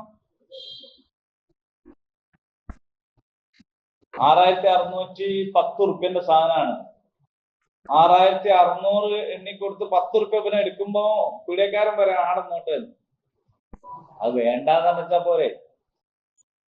ആടന്നോട്ടെ എന്ന് പറഞ്ഞാൽ അത് വേണമെന്നാണോ വേണ്ടെന്നാണോ? അതാ ഞാൻ പറഞ്ഞത്. അത് നിങ്ങളെ കയ്യിൽ നിന്നോട്ടെ എന്ന് പറഞ്ഞാല് അത് രണ്ടർത്ഥത്തിലാകാം. എനിക്ക് എപ്പം വേണം ചോദിച്ചാൽ ഈ തരണം എന്നാവാം, അതല്ല പിന്നെ അത് വേണ്ടെന്നാവാം. അപ്പൊ എന്തിനാണ് അങ്ങനെ ഒരു അവ്യക്തതയിൽ ഇടപാട് നടത്തുന്നത്? 6610 വാങ്ങിയതല്ലേ, ഒരു 10 റുപ്യ വേണ്ടാന്ന് വെച്ചാ പോരെ? വേണ്ട എന്നങ്ങ് പറഞ്ഞാൽ എന്താണ്? ഇടപാട് നടത്തുമ്പോൾ നമ്മൾ ഉപയോഗിക്കുന്ന വാക്കുകൾ വളരെയധികം ശ്രദ്ധിക്കണം. ചിലപ്പോ ഇയാൾ പറയാ അത് നിങ്ങൾ ഉള്ളപ്പോ കൊടുത്തേക്ക് എന്ന് പറയും. ഉള്ളപ്പോ കൊടുത്തേക്ക് എന്ന് പറഞ്ഞാലും എന്തായി? അത് കടമാണ്, അത് ബാധ്യതയാണ്. ഉള്ളപ്പോ പിന്നെ അത് കൊടുക്കണം. അപ്പോ ചിലപ്പോ ഉള്ളപ്പോ കൊടുത്തേക്ക് എന്ന് പറയുന്ന ആൾ ഉദ്ദേശിക്കുന്നുണ്ടാവുക വേണ്ടാന്നായിരിക്കും. എന്നാ പിന്നെ വേണ്ടാന്നങ്ങ് പറഞ്ഞാൽ അതങ്ങ് മുറിഞ്ഞ്. ഈ ഇടപാടുകളിൽ കുറച്ച് അവിടെ ഇങ്ങനെ ഒരു ബാക്കി വെച്ച് പോകരുത്. നമ്മൾ ചോറൊന്നും വടിച്ചു തിന്നണമെന്നറിയാം. അതില് ഇടപാടുകൾ അങ്ങനെ ആയിരിക്കണം, കൃത്യമായിട്ട് മുറിക്കണം. അതിന് ചില ആള് ഇടപാട് മുറിയാണ്ടിരിക്കാൻ അങ്ങനെ പറയണേ. നമ്മൾ തമ്മിലുള്ള ഇടപാട് മുറിയണ്ട, നമ്മൾ തമ്മിലുള്ള സ്നേഹമാണ് മുറിയണ്ടാത്തത്. നമ്മൾ തമ്മിലുള്ള സ്നേഹമാണ് മുറിയണ്ടാത്തത്. ഇടപാടുകൾ യഥാർത്ഥത്തിൽ കൃത്യമായിട്ട് തന്നെ അങ്ങോട്ടും ഇങ്ങോട്ടും ആക്കുകയാണ് വേണ്ടത്. അനന്തരാവകാശികളോടുള്ള പെരുമാറ്റത്തിൽ ചിലർ അത്തരം കാര്യങ്ങൾ കാണിക്കാറുണ്ട്. ഞാൻ അറിയുന്ന ഒരാള്, നിങ്ങൾക്കും പറഞ്ഞാൽ അറിയുന്ന ഒരാളാണ്, പ്രത്യേകിച്ച് കക്കോടിക്കായിരിക്കും. അദ്ദേഹത്തിന് 3-4 മക്കളുണ്ട്. കുറെ മുന്നേ ഞാൻ ചെറുപ്പത്തിൽ കണ്ടൊരു സംഭവം. അപ്പോ അദ്ദേഹത്തിന്റെ ഒരു മോൻ ടൈലറിങ് പഠിച്ചു. മൂപ്പർക്ക് ഒരു തയ്യൽ മെഷീൻ വേണം. അപ്പൊ ഇന്നത്തെ മാതിരി പൂവാ മെഷീൻ വാങ്ങുക ഇതൊന്നും അല്ലല്ലോ, മുമ്പത്തെ ഒരു സിസ്റ്റം. അതൊക്കെ ഒരു സംഭവമാണല്ലോ. ബാപ്പന് ഇത് പൈസ ഉണ്ട്. ബാപ്പ എന്ത് പറഞ്ഞു എന്നറിയോ? ഞാന് വാങ്ങിത്തരുന്നില്ല, ഞാൻ നിനക്ക് പൈസ തരാം, ഈ പോയി വാങ്ങിക്കോ, എന്നിട്ട് ഈ എന്ത് ചെയ്യണോ ആ പൈസ എനിക്ക് തിരിച്ചു എന്ന് പറഞ്ഞു. അങ്ങനെ മൂപ്പര് പൈസ ആയിട്ട് പോയി മെഷീൻ വാങ്ങിക്കൊണ്ടുവന്ന് അങ്ങനെ ഇയാൾ അടിച്ചിട്ട് കിട്ടുന്ന പൈസ കുറേശ്ശെ വാപ്പാക്ക് കൊടുത്ത് അത് വീട്ടി. ഞാൻ ആദ്യം വിചാരിച്ചത് ഇയാൾ എന്തൊരു വാപ്പയാണെന്ന്. കാരണം എന്താണ്, പൈസ എന്തായാലും ഉണ്ട്, എന്നാ പിന്നെ മോനങ്ങ് വാങ്ങി കൊടുത്താ പോരെ. പക്ഷെ വാപ്പന്റെ സ്റ്റാൻഡ് എന്താന്ന് ചോദിച്ചാൽ, ഈ മെഷീൻ പൊരയിലിട്ടിട്ട് ഇവനെ അടിക്കുമ്പോ ചിലപ്പോ പെങ്ങളെ കുട്ടികൾ വരും. മെഷീനല്ലേ, ഓരോ തുണി എടുത്തിട്ട് അതിന്റെ മുകളിൽ അങ്ങോട്ടും കൊണ്ട് അടിച്ച് സൂചി പൊട്ടി നൂലങ്ങോട്ടായി ഇങ്ങോട്ടായി. അപ്പൊ ആർക്ക് ദേഷ്യം പിടിക്കും? ഇതിന്റെ ശരിക്കും ഇത് അടിച്ചുകൊണ്ടിരിക്കണോന് ദേഷ്യം പിടിക്കും. ഉടനെ പെങ്ങൾ എന്ത് ചോദിക്കൂ? നിന്റെ വാപ്പ വാങ്ങിയ മുതലല്ലേ ചോദിക്കൂലേ? ഈ എന്തിനാ എന്റെ കുട്ടിയോട് ഇങ്ങനെ ചൂടാണ്, നിന്റെ വാപ്പ വാങ്ങിയ മുതലല്ലേ എന്ന് ചോദിക്കുന്നതോട് കൂടിയിട്ട് ടൈലർക്ക് പിന്നെന്തില്ല, അവിടെ വോയിച്ചു. അതേ സമയത്ത് ഇയാൾക്ക് ഇജ്ജത്തോട് കൂടിയിട്ട് എന്ത് ചെയ്യാം, അത് എടുക്കരുത് മോളെ, അത് പണിയായതാണ്, അതിൻ്റെ ഉള്ളിൽ കളിക്കരുത്, അതാണ് നോട്ടെ എന്ന് പറയാനുള്ള അധികാരമാണ് ഈ വാപ്പ എന്തായത് മോന് കൊടുത്തത്. അതോടൊപ്പം വാപ്പ ഓനിങ്ങനെ വിഷയം വാങ്ങിക്കൊടുത്തിരിക്കണ്, മറ്റവർക്ക് അത് വാങ്ങിക്കൊടുത്തിരിക്കണ്, എനിക്ക് ഒന്നും കിട്ടിയിട്ടില്ല എന്ന് വേറൊരു വ്യക്തന് പറയാനും അവസരം ഉണ്ടാവരുത്. അപ്പൊ ഇങ്ങനെയൊക്കെ സൂക്ഷിച്ച് ഇടപാടുകൾ നടത്തിയിരുന്നവരുണ്ട്. നീന്റെ അർത്ഥം ഒരാൾ മോനെ ഒന്നും വെറുതെ വാങ്ങിക്കൊടുക്കരുതൊന്നല്ല. ഇതിന് എന്താണോ മനസ്സിലാക്കേണ്ടത് അതേ നിങ്ങൾ മനസ്സിലാക്കാവൂ. അപ്പൊ ഇങ്ങനെ അല്ലാതെ വാങ്ങി തന്ന ഒരാൾ മോശമാണെന്നൊന്നും അതിനർത്ഥമല്ല. ഗിഫ്റ്റ് ആർക്കും കൊടുക്കാം. പക്ഷെ മക്കൾക്ക് ഗിഫ്റ്റ് കൊടുക്കുമ്പോൾ എന്ത് ചെയ്യാൻ പാടില്ല? വിവേചനം കാണിക്കാൻ പാടില്ല എന്ന ഒരു സുന്നത്തുണ്ട്. നബി സ്വല്ലല്ലാഹു അലൈഹി വസല്ലം പഠിപ്പിച്ചതാണ്. ഒരു മോന് അല്ലെ ഒരു മോക്ക് മാത്രം അങ്ങനെ ചെയ്യാൻ പാടില്ല എന്ന്. അപ്പൊ അതിനൊക്കെ പറ്റുന്ന ഇടപാടാണ്. അപ്പൊ ഞാൻ പറയുന്നത് മൊത്തത്തിൽ ഈ ഇടപാടുകളെ കുറിച്ച് നമ്മൾ സൂക്ഷിക്കേണ്ടുന്ന ഒരു സൂക്ഷ്മതയാണ് ഈ ആയത്തിന്റെ പ്രധാന പാഠം. ഇതിലേക്ക് തന്നെ വരിക. അപ്പോൾ നിങ്ങൾ ഫക്തുബൂ എഴുതി വെക്കണം. അവധി വെച്ച് ഇടപാട് നടത്തുമ്പോൾ അത് എഴുതി വെക്കണം. ആരാണ് എഴുതേണ്ടത്? എഴുതേണ്ടത് ആരാന്നൊക്കെ പറയുന്നുണ്ട്, വെറുതെ അല്ല. ഫക്തുബൂ വൽ യക്തുബ് ബൈനക്കും കാതിബുൻ ബിൽ അദ്ൽ, നീതിപൂർവമായിരിക്കണം എഴുതുന്നത്. എഴുതുന്നുണ്ടെന്ന് വിചാരിച്ചിട്ട് അങ്ങ് എഴുതിവിടരുത്. അത് നീതിപൂർവമായിരിക്കണം. അത് വരുന്നുണ്ട്. എന്താണത്? വലാ യഅ്ബ കാത്തിബുൻ, എഴുതാൻ അറിയുന്നവൻ വിസമ്മതിക്കരുത്, അൻ യക്തുബ കമാ അല്ലമഹുല്ലാ, അള്ളാഹു പഠിപ്പിച്ച പോലെ എഴുതാൻ. എന്ന് പറഞ്ഞാൽ എഴുതുക എന്ന് പറയുന്നത് അല്ലമ ബിൽ ഖലം, അള്ളാഹു പഠിപ്പിച്ചൊരു പ്രത്യേക സംഗതിയാണ് എഴുത്ത് എന്ന് പറയുന്നത്. പൂച്ചക്കുട്ടികൾ എഴുതുന്നുണ്ടല്ലേ നിങ്ങൾ? പൂച്ചക്കുട്ടികൾ എഴുതുന്നുണ്ടില്ലേ? ആ, പൂച്ചക്കുട്ടികൾ എഴുതുവോ? പൂച്ചക്കുട്ടികൾ എഴുതൂലല്ലോ. ഇതിനെ കണ്ടില്ലേന്ന് വെച്ചുകൊണ്ടാണ് നിങ്ങൾക്ക് അങ്ങനെ സംശയം അല്ലേ? പൂച്ചയും നായൊന്നും എഴുതൂല. എഴുതുക എന്ന കഴിവ് അള്ളാഹു മനുഷ്യന് പ്രത്യേകം കൊടുത്തൊരു കഴിവാണ്. ആ കഴിവെങ്ങാനും ഇല്ലായിരുന്നെങ്കിൽ ഈ ലോകം ഇങ്ങനെ നടക്കൂല. കാരണം ഒരു കൂട്ടം ശാസ്ത്രജ്ഞന്മാർ ഒരുപാട് സംഗതികൾ കണ്ടെത്തി. അത് രേഖപ്പെടുത്തി വെക്കാൻ കഴിയില്ല എങ്കിൽ പിന്നെ അടുത്ത ശാസ്ത്രജ്ഞനും ആദ്യം മുതൽ കണ്ടെത്തണം, അല്ലെ? അപ്പൊ ഈ സമവാക്യങ്ങളും സൂത്രവാക്യങ്ങളും മറ്റു സംഗതികളും ഒക്കെ എഴുതി വെച്ച് അതിന്റെ മുകളിൽ നിന്നാണ് നെക്സ്റ്റ് ഇനി അടുത്ത ആള്. അപ്പൊ ഇത് എഴുതി വെക്കാൻ കഴിയുന്നതുകൊണ്ടാണല്ലോ അത്. അപ്പൊ കണക്ക് മാത്രമല്ല, സയൻസും എഴുതി വെക്കാനുള്ള ശേഷി. അല്ലമ ബിൽ ഖലം, പേന കൊണ്ട് പഠിപ്പിച്ചു എന്ന് പറയുന്ന നിഅമത്ത് മനുഷ്യന് കിട്ടിയിട്ടില്ലായിരുന്നെങ്കിൽ ഇപ്പോഴും കാക്ക കൂടെ ഉണ്ടാക്കണായിരുന്നു. മനുഷ്യൻ പണ്ടുണ്ടാക്കിയ കൂടെ ഉണ്ടാക്കും. അതുകൊണ്ടാണ് കാക്ക പുതിയ കൂടുണ്ടാക്കാത്തത്. കാക്കന്റെ എഞ്ചിനീയറിംഗിന്റെ മുകളിൽ അങ്ങോട്ട് പോകാൻ കഴിയില്ല. കാരണം ഉള്ളിടത്തോളം എഴുതി വെച്ചിട്ട് അടുത്ത് പഠിക്കാൻ കഴിയില്ല. ഓരോന്നും അതിൻ്റെതായ ഫിത്രത്തിലുള്ളത് മാത്രമേ ചെയ്യാൻ പറ്റൂ. അതുകൊണ്ട് ഓരോ ജീവിയും അവിടെ തന്നെ നിൽക്കുകയാണ്. മനുഷ്യൻ അവിടുന്ന് മുന്നോട്ട് പോകുന്നത് എഴുത്തുകൊണ്ടാണ്. അപ്പൊ അള്ളാഹു പഠിപ്പിച്ച കഴിവ് എന്ന് അള്ളാഹു പ്രത്യേകം ഓർമ്മപ്പെടുത്തുകയാണ് എഴുത്തിനെ കുറിച്ച്. അപ്പൊ അള്ളാഹു തന്ന കഴിവ് നിങ്ങൾ ആവശ്യമുള്ളവർക്ക് വേണ്ടി കൊടുക്കണം എന്നാണ് ഈ പറയുന്നത്. അള്ളാഹു എഴുതാൻ കഴിവ് തന്ന ഒരാൾ നിങ്ങളെ കൂട്ടത്തിലുണ്ടെങ്കിൽ അയാൾ എന്നെ കൊണ്ടാവൂല എന്ന് ഇത്തരം ഘട്ടത്തിൽ പറയാൻ പാടില്ല. അവൻ എന്ത് എഴുതണം? അത് എഴുതി വെക്കാൻ വിളിച്ചാൽ എഴുതാൻ പോകണം. ഇതിനെക്കുറിച്ച് മുഫസ്സിരീങ്ങൾ വ്യത്യസ്ത അഭിപ്രായക്കാരുണ്ട്. അതായത് ഇത് ഒരു വാജിബായ കൽപ്പനയാണ് എന്നും അല്ല, നിയമപരമായിട്ട് അങ്ങനെ നിർബന്ധമല്ല, ധാർമ്മികമായിട്ടാണ് അത് നിർബന്ധം എന്നും ഒക്കെ പറയുന്നു. ഒരാളോട് എഴുതാൻ ആവശ്യപ്പെട്ട് കഴിയില്ല എന്ന് പറയുന്നത് ഹറാമായ ഒരു കാര്യമാണോ? അങ്ങനൊന്നുമല്ല. പക്ഷേ ഇത് തന്നെയാണ് വേണ്ടത്, അങ്ങനെ ഉണ്ടല്ലോ. അല്ലെങ്കിൽ ഒരാൾ എഴുതാൻ പോയില്ലെങ്കിൽ അയാളെ പിടിച്ച് ശിക്ഷിക്കണം എന്നൊന്നുമല്ല. പക്ഷെ നിങ്ങൾക്ക് അള്ളാഹു തന്നൊരു കഴിവാണ്, അത് വെച്ചുകൊണ്ട് നിങ്ങൾ എന്ത് ചെയ്യണം? എഴുതണം. അപ്പൊ മധ്യസ്ഥം വഹിക്കാൻ കഴിവുള്ള ആൾക്കാർ മധ്യസ്ഥം വഹിക്കണം. ഇത് ഖുർആനിൽ ഇപ്പൊ ഈ സൂറത്തുൽ ബഖറ നമ്മൾ തുടങ്ങിയപ്പോ തന്നെ പറഞ്ഞില്ലേ? എന്താ പറഞ്ഞത്? മിമ്മാ റസഖ്നാഹും യുൻഫിഖൂൻ, എന്താണോ നൽകപ്പെട്ടത് അത് ചെലവഴിക്കുന്നവരാണ് എന്നാണ്. മധ്യസ്ഥം വഹിക്കാൻ കഴിവുള്ള ഒരു മനുഷ്യനോട് ഒരാളൊരു പ്രശ്നം എന്ന് പറയുമ്പോ എന്നോട് പറയണ്ടേ എന്ന് പറയരുത്, എനിക്കൊന്നും കേൾക്കണ്ടേ എന്ന് പറയരുത്. കാരണം എന്താണ്? നിങ്ങൾക്ക് അള്ളാഹു തന്ന കഴിവാണ്. രണ്ടു കൂട്ടരെയും പിടിച്ചിരുത്തി കാര്യങ്ങൾ മനസ്സിലാക്കിയിട്ട് ഒരു വിധി പറയാനുള്ള അതെല്ലാവർക്കും കഴിയില്ല. എല്ലാവർക്കും കഴിയില്ല. ഈ മധ്യസ്ഥന് മുമ്പിൽ ഒരാൾ സങ്കടം ഇങ്ങനെ പറയും, അയാളതിൽ വീണു പോകുന്ന ആളാണെങ്കിൽ പിന്നെ അയാൾക്ക് മധ്യസ്ഥം വഹിക്കാൻ കഴിയില്ല. അപ്പൊ അയാളെ സങ്കടം കൂടി ഇയാൾ കേട്ട് മറ്റാളെടുത്ത് പോയപ്പോ അയാളും സങ്കടം, രണ്ടാളും സങ്കടം കേട്ട് അവസാനം മധ്യസ്ഥന് സങ്കടമായി, ടെൻഷനായി. പിന്നെ അയാള് ചൊരേ നടക്കുന്ന ഒരാളാണെങ്കിൽ അയാൾക്ക് മധ്യസ്ഥം വഹിക്കാൻ കഴിയില്ല. എല്ലാം കേട്ട് ആ സങ്കടമൊക്കെ സങ്കടത്തോടെ കൂടി തന്നെ കേട്ട് ഓക്കെ അതവിടെ വെക്കണം. എന്നിട്ട് അപ്പുറത്തോണ്ടും കേട്ട് അത് ഇപ്പുറത്തും വെക്കണം. എന്നിട്ട് അതിങ്ങനെ നോക്കണം. ഇതൊരു കഴിവാണ്. അപ്പൊ ആ കഴിവ് ആ മാർഗത്തിൽ ചെലവഴിക്കണം. ഇതുപോലെ എഴുതാനുള്ള കഴിവ് ആ മാർഗത്തിൽ ചെലവഴിക്കണം. അങ്ങനെ നിങ്ങൾ എഴുതണം. എഴുതാൻ വിസമ്മതിക്കരുത്. അപ്പോൾ അവൻ എഴുതണം. വൽ യുംലിലില്ലദീ അലൈഹിൽ ഹഖ്. ബാങ്ക് പണിയെടുക്കുന്നവരൊക്കെ കേട്ടോ, ആരാണ് ഇത് പറഞ്ഞു കൊടുക്കേണ്ടത്? അതായത് രണ്ടാൾക്കാർ തമ്മിൽ ഇടപാട്, ഉത്തമർണനും അധമർണനും.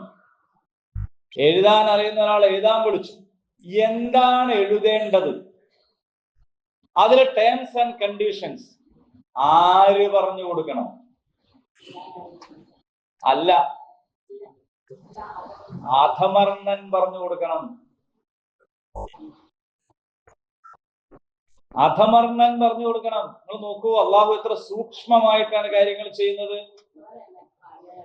വാങ്ങണവനാണ് പറഞ്ഞു കൊടുക്കേണ്ടത് എന്താ എഴുതേണ്ടത്. മനസ്സിലായോ? എന്താ ചെയ്യല്? 10-20 പേജുള്ള ഒരു സാധനം കൂടി വെച്ചത്, എന്നിട്ട് പറയുക ഇവിടെ ഒപ്പിട്ടോ, ഇവിടെ ഒപ്പിട്ടോ. ഈ ഒപ്പിട്ടോ എന്ന് പറയുമ്പോ എങ്ങനെ മറിക്കും? ഈ കൈയടാ വെക്കണ അറിയോ? ഈ ഒപ്പിടണതിന് വിരുദ്ധമായ ഒരുപാട് കണ്ടീഷൻ അതിലുണ്ട്. അതിന്റെ മുകളിലായി ഈ കൈ വെച്ചിട്ട് ഒപ്പിട്ടോ. അപ്പൊ ഈ ഒപ്പ് താഴത്താ ഇടുന്നത്. ഇതെല്ലാം വായിച്ചു നോക്കിയാൽ ലോൺ തന്നെ എടുക്കൂല, അവൻ അപ്പൊ തന്നെ പോകും. വായിച്ചു നോക്കണം എന്ന് നിർബന്ധം പറയുന്നുണ്ട്, വായിക്കാൻ അറിയില്ല ഉറപ്പുള്ളതുകൊണ്ട്. അത് ഞാൻ ചോദിക്കട്ടെ, ഏതെങ്കിലും ഒരു മനുഷ്യൻ, നമ്മുടെ ലോൺ എടുത്ത ആൾക്കാരൊക്കെ ഉണ്ടാവുമല്ലോ, ഏതെങ്കിലും ഒരു മനുഷ്യന് വായിച്ചു നോക്കിയപ്പെടുന്നുണ്ടോ? അല്ല. ഇപ്പൊ പിന്നെ പക്ഷെ ഞാൻ പറയാം, ഇനിയിപ്പോ ഒരു സാധ്യത ഉണ്ട്. അതായത് ഗൂഗിളൊക്കെ ഉണ്ട്, നമുക്ക് വേണമെങ്കിൽ ഫോട്ടോ എടുത്ത് അപ്പൊ തന്നെ ഗൂഗിൾ ട്രാൻസ്ലേറ്റ് ചെയ്യാം, മലയാളത്തിൽ അത് വായിക്കുകയൊക്കെ ചെയ്യാം. പക്ഷെ എന്തായാലും അതാരും വായിച്ചു നോക്കൂ. ഇനി നിങ്ങൾ EMI ഇടപാട് നടത്തുന്നില്ലേ? ഫോണ് വാങ്ങുന്നേ, അമ്മിക്കുട്ടി വാങ്ങുന്നേ, ഇങ്ങനത്തെ സാധനങ്ങളൊക്കെ ഇപ്പൊ ഫുള്ള് പോയിട്ട് വാങ്ങിക്കൊണ്ടിരിക്കുകയാണ്. ഉദാഹരണം തെറ്റിപ്പോയി, അമ്മിക്കുട്ടിയല്ല, ഓരത് പറഞ്ഞിട്ട് എന്തോ ഉദാഹരണത്തിന് പിടിക്കല്ല. ഈ സാധനം വാങ്ങുമ്പോ ഈ ഒരു വലിയ ഷീറ്റ് നമുക്ക് തരും, ആ ഗ്രൈൻഡറാണ്. ഇനി അത് മാത്രമാണോ? ഇനി മൊബൈലിലാണ് ഇടപാടെങ്കിൽ നമുക്ക് ഇങ്ങനെ കാണും, അടിയിൽ ഇങ്ങനെ തൊട്ട് കൊടുക്കാൻ ആരാ വായിക്കുന്നു എന്ന് പറഞ്ഞാൽ അതിസങ്കീർണമായ ഒട്ടനേകം ഉപാധികളോട് കൂടിയിട്ടാണ് ഉത്തമർണൻ അധമർണന് പണം കൊടുക്കുന്നത്. ആധുനിക ഭൗതിക സാമ്പത്തിക വ്യവസ്ഥ അങ്ങനെയാണ്. അള്ളാഹു പറയാണ്, ഇത് എഴുതി വെക്കാൻ പറഞ്ഞു കൊടുക്കേണ്ടത് വാങ്ങുന്നവനാണ്. ഇപ്പൊ എനിക്കൊരു അത്യാവശ്യം വന്നാല് വല്ലാണ്ട് കുടുങ്ങി നിൽക്കുന്ന ഞാന് ഒരാളോട് പൈസ ചോദിച്ചിട്ട് അയാള് ഒരു കടലാസിൽ ഒരുപാട് വ്യവസ്ഥ എഴുതി വന്നാൽ ഞാൻ ഇനിയിപ്പോ അത് വായിച്ച് മനസ്സിലാക്കിയാൽ പോലും ഞാൻ ഒപ്പിട്ട് കൊടുക്കും. കാരണം എന്താണ്? എന്റെ ആവശ്യം നടക്കണം. അങ്ങനെ വരുമ്പോൾ ഞാൻ യഥാർത്ഥത്തിൽ അവകാശം നിഷേധിക്കപ്പെടുകയും പീഡിപ്പിക്കപ്പെടുകയും ചെയ്യുകയാണ്. അതുകൊണ്ട് അള്ളാഹു പറയാണ്, അല്ലദീ അലൈഹിൽ ഹഖ്. ആരാണ് ഇത് പറഞ്ഞു കൊടുക്കേണ്ടത്? എഴുതാൻ ഉപാധികൾ പറഞ്ഞു കൊടുക്കേണ്ടത് ആരാണ്? വാങ്ങുന്നവനാണ്. ആ വാങ്ങുന്നവൻ പറയുന്ന ഉപാധി അങ്ങനെ തന്നെ മറ്റൊന്ന് ഒപ്പിടണമെന്നൊന്നുമില്ല. അയാൾക്ക് അത് എന്ത് ചെയ്യാം? വായിച്ചു നോക്കി തൃപ്തിപ്പെട്ടിട്ട് ഒപ്പിട്ടാലൊക്കെ മതി. പക്ഷേ ഒരു ആവശ്യക്കാരന്റെ ആവശ്യത്തെ, അയാളുടെ അത്യാവശ്യത്തെ, അയാളുടെ പ്രയാസത്തെ ചൂഷണം ചെയ്യാനുള്ള ഉപാധി അല്ല കടമിടപാട്. അപ്പൊ പിന്നെ അത് പുണ്യപ്രവൃത്തി ഒന്നും ആവൂല. കടം കൊടുക്കുന്നത് പുണ്യാവണം. എന്തുകൊണ്ടാണ്?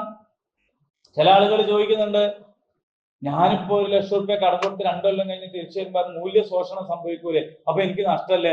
അതിനാണ് ചങ്ങായി പഠിച്ചോൻ തരാന്ന് പറഞ്ഞത്. മനസ്സിലായില്ലേ? ഇത് പുണ്യാവുന്നത് എങ്ങനെയാണ്?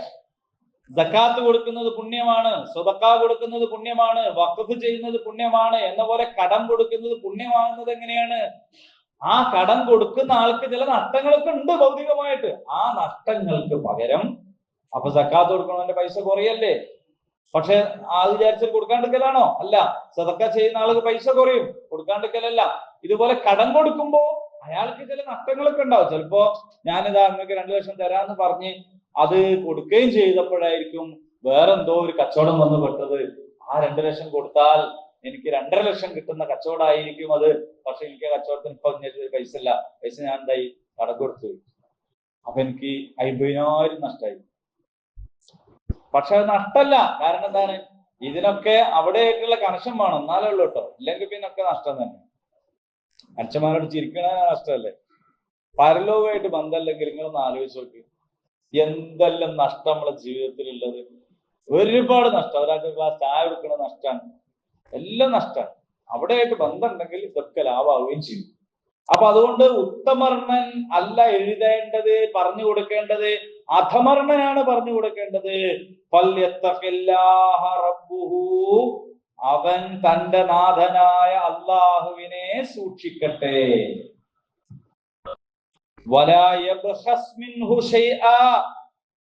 അതിൽ നിന്ന് അവൻ ഒരു കുറവും വരുത്താൻ പാടില്ല. ഈ ചില ആൾക്കാര് എഴുതിയാൽ നിങ്ങൾ ആൾക്കാരെ മനസ്സിൽ വിചാരിക്കരുതേ ഞാൻ ഇതൊന്നും പറയുന്നു. എന്തെങ്കിലും ഒരു കെണി ഉണ്ടാവും. ചില ആധാര എഴുതിയാല് എന്തെങ്കിലും ഒരു കെണി ഉണ്ടാവും. പിന്നെ അന്നേരം ഒന്നും അത് അറിയില്ല. കാരണം അന്നേരം അത് രജിസ്റ്റർ ചെയ്ത് ഒപ്പ് വെച്ച് വിരലടയാളം വെച്ച് സാക്ഷി ഒപ്പിട്ട് ചായ കുടിച്ച് പിരിഞ്ഞ് 35 കൊല്ലത്തിന് ശേഷം വെക്കാൻ പോയി നോക്കുമ്പോ ഈ ആധാരം കൊണ്ടുപോകുമ്പോൾ പഠിച്ചോനെ ഈ ആധാരം എന്താ ചെയ്യാ, ഇതിൽ അവിടെ പ്രശ്നമുണ്ട്, ഈ അതിർത്തിന്റെ എഴുതിയ പ്രശ്നമാണ്, ഇവിടെ ഉള്ളവരുടെ അവകാശം എഴുതി വെച്ചിട്ടുണ്ട്, അതിൽ ഇന്നൊരു അവകാശി കടന്നു വരുന്നുണ്ട്, മറ്റൊരു അവകാശിനെ കാണാനില്ല എന്നൊക്കെ പറയുമ്പോഴാണ് എന്താ കഥ എന്ന് പറയാം. അപ്പൊ ഇത് എഴുതുന്നവന്റെ സൂക്ഷ്മതക്കുറവ് കൊണ്ടും ചിലപ്പോൾ എഴുതുന്നവന്റെ ദുഷ്ടലാക്ക് കൊണ്ടും ചിലപ്പോൾ എഴുതുന്നവൻ മറ്റ് അയൽക്കാരനോ മറ്റ് ഇടപാടുകാരോ ആയിട്ട് നടത്തിയ അവിഹിത ബന്ധം കൊണ്ടുമൊക്കെ ചില ഡോക്യുമെന്റുകൾ റോങ് ആയിട്ട് എഴുതപ്പെട്ടിട്ടുണ്ടാവും. അള്ളാഹു പറയുകയാണ്, നിങ്ങൾ അള്ളാഹുവിനെ സൂക്ഷിക്കുക. ഇങ്ങനെ ഇടപാട് എഴുതി വെക്കുന്നവര് അള്ളാഹുവിനെ സൂക്ഷിക്കുക, അതിലൊരു കുറവും വരുത്താൻ പാടില്ല, അവൻ സൂക്ഷ്മത പാലിക്കണം. പിന്നീട് ബുദ്ധിമുട്ടുള്ള സംഗതിയിലേക്ക് പോകരുത്. വേറെ എഴുത്താരെ പറ്റിയാ പറയും. അത് നല്ല ചോദ്യമാണ്. ഓൽക്ക് എന്താ അള്ളാഹ്? അതിന്റെ അർത്ഥം എന്താന്ന് വെച്ചാൽ അള്ളാഹുവിൽ വിശ്വാസമുള്ള ആൾക്കാര് ഇത്തരം രംഗത്ത് വരണം. ഇത്തരം രംഗത്തുള്ളവർക്കും അള്ളാഹുവിലുള്ള വിശ്വാസം എന്താന്ന് പഠിപ്പിച്ചു കൊടുക്കണം. അതാണ് ഇസ്ലാമിന്റെ സമഗ്രത എന്ന് പറയുന്നത്. അതുകൊണ്ടാ പറയുന്നത്, നമ്മളിങ്ങനെ നിസ്കരിച്ചുകൊണ്ട് മാത്രം അല്ല, എല്ലാവരിലേക്കും തഖ്വ എത്തണം. നമ്മുടെ സമൂഹത്തിൽ തഖ്വ ഉണ്ടാകണം. ഡോക്യുമെന്റ് റൈറ്റേഴ്സ് മുത്തഖീങ്ങളാണെങ്കിൽ നാട്ടിൽ ഒരുപാട് പ്രശ്നങ്ങൾ പരിഹരിക്കപ്പെടും. ചെറിയ സംഗതി ഒന്നല്ല അത്. അപ്പൊ തഖ്വ ഹൈസുമാക്കുൻസ് എല്ലാ സ്ഥലത്തും എത്തേണ്ടതാണ്. തഖ്വ പള്ളിയിലെ മൗലവിക്ക് മതിയെന്ന് വെച്ചാൽ ബാക്കിയുള്ളതൊക്കെ ബുദ്ധിമുട്ടുണ്ടാവും. അപ്പൊ എത്ര ദീനുൽ ഇസ്ലാം പ്രാക്ടീസ് ചെയ്യുന്നുവോ അത്രയും സുഖം ഗുണം ഉണ്ടാവും. ഇനിയും അള്ളാഹു പറയുകയാണ്, ഇനി ബാധ്യതയുള്ളവൻ ആണെങ്കിൽ അഥവാ അധമർണൻ ആണെങ്കിൽ, സഫീഹ മൂഢനാണെങ്കിൽ. മൂഢൻ എന്ന് പറഞ്ഞാല് മൂഢൻ പീഠത്തിൽ ഇരുന്നു, പീഠം മറിഞ്ഞു, മൂഢൻ വീണു. അതൊന്ന് വായിച്ചതിന് ശേഷം പിന്നെ മൂഢനെ കണ്ടിട്ടില്ല. എന്താ ഈ മൂഢൻ? മൂഢൻ എന്ന് പറഞ്ഞാൽ എന്താ? ഒരു അന്തല്ലാത്തവൻ എന്ന് പറയാം. ഒരു അന്നഭിനോന്നിനെ കടം വാങ്ങാൻ പോണു. കടം വാങ്ങേണ്ടി വരും. അവന് വേണ്ടി കടം വാങ്ങേണ്ടി വരും. അവന് ഒരു പക്ഷേ അനന്തര സ്വത്ത് കിട്ടാനുണ്ടാവും. അവന്റെ പേരിൽ തന്നെ വിൽക്കാനുള്ള സ്വത്തുണ്ടാവും. കടം വീട്ടാനുള്ള കഴിവ് അവനുണ്ടാവും. പക്ഷെ ഓനെന്തല്ല,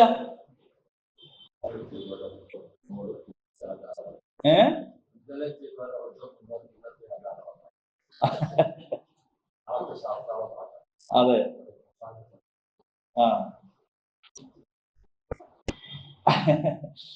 അപ്പോ മൂഢന്മാർക്കും പൈസ ആവശ്യം ഉണ്ടാവും, എന്തെങ്കിലും ആവശ്യം ഉണ്ടാവും.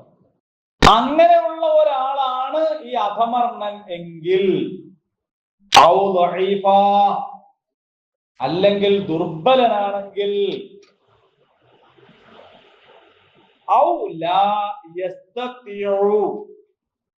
അല്ലെങ്കിൽ അവന് സാധിക്കുകയില്ല സ്വയം പറഞ്ഞു കൊടുക്കാൻ.